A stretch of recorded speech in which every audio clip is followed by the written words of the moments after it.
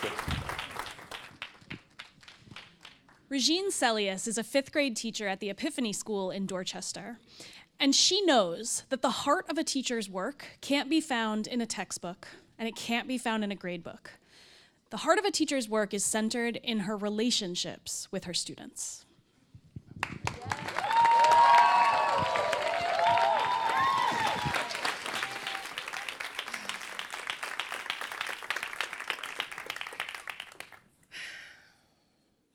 It's complicated. No, I'm not talking about my relationship status. I'm referring to all of the ways we engage students with trauma.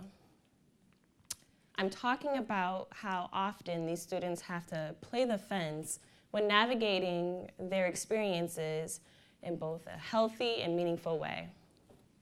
In fact, nearly 30% of students in my school had faced adverse childhood experiences, and nearly 40% of students across Boston share that commonality. The most important piece, the most important similarity that all of these students share is resilience. So why don't we focus on that as much? Let me tell you about Dina. It's hard to miss Dina in the morning. She'll make her way into the copy room and strike up a conversation with a teacher who's preparing for their class the next day. Then she'll make her way into a classroom and at the top of her lungs scream her morning greetings to another teacher. From there, she goes into the lobby and she finds a teacher to roast with a joke that she probably spent all morning trying to prepare.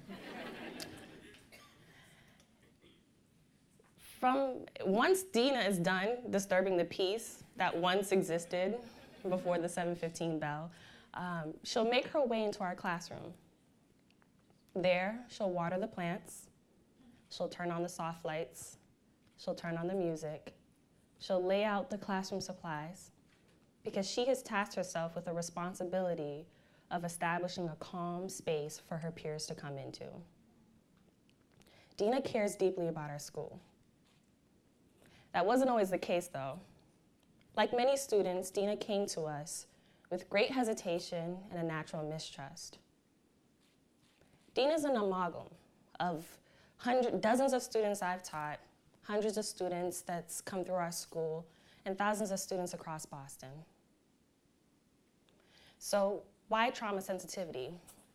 Without trauma sensitivity, we miss out on the opportunity to learn about Dina's experiences. She came to us with the understanding that she was a challenging student. So she had both self-induced labels and also projected labels that the classroom just wasn't for her. In my experience, recently I've been struggling with how we label students like Dina, specifically girls of color. I found that in absence of trauma sensitivity, we often forget their experiences. We often forget all of the things that make them who they are. So when we see the challenging behaviors, we often, we go as far as to say that they're aggressive, or we use language, problematic language that minimalize their experiences and their voice. I'm thinking of students like Dina, who have the most beautiful ways of advocating for their needs and the needs of others. And all of the experiences that they've had that have taught them how to advocate are often dismissed because we ask them to silence that piece of them.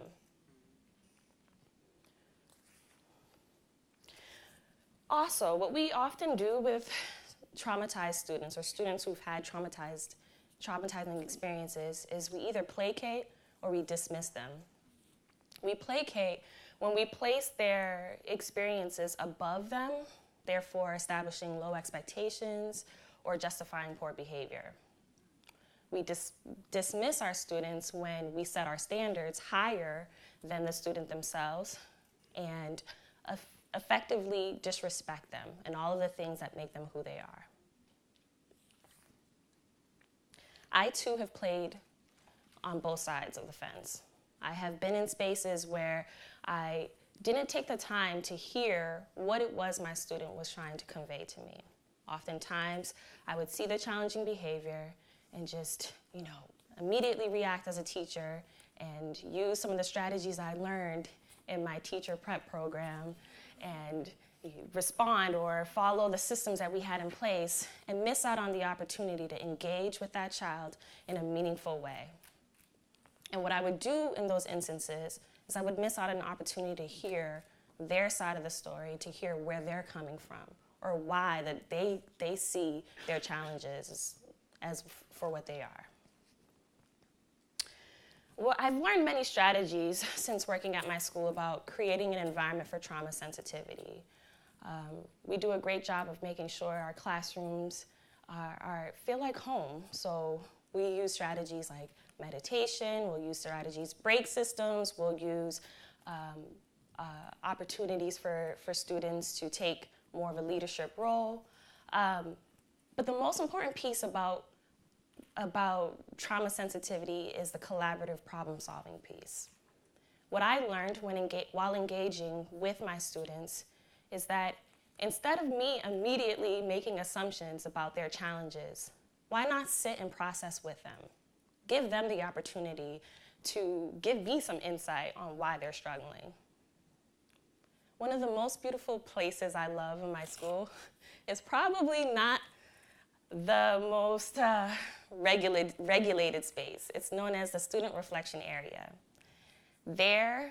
It's an opportunity for students who struggle with challenging behaviors in class to go and take space.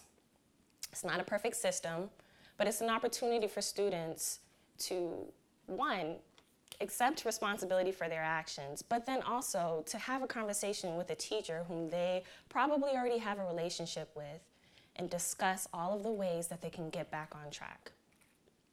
It goes back to that idea of placating and dismissing. If we can find a system where we can hold our students accountable, but yet still love them and hear them out and collaboratively problem solve with them, imagine what we could do for them and their stories. It's complicated, and it will continue to be complicated for a while.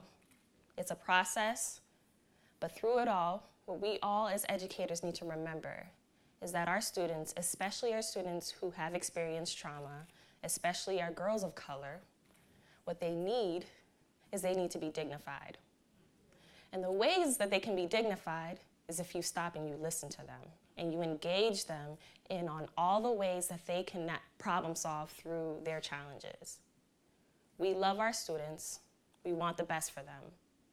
So let's think about the ways that we can establish systems in our own environments to help these students who are struggling. Thank you.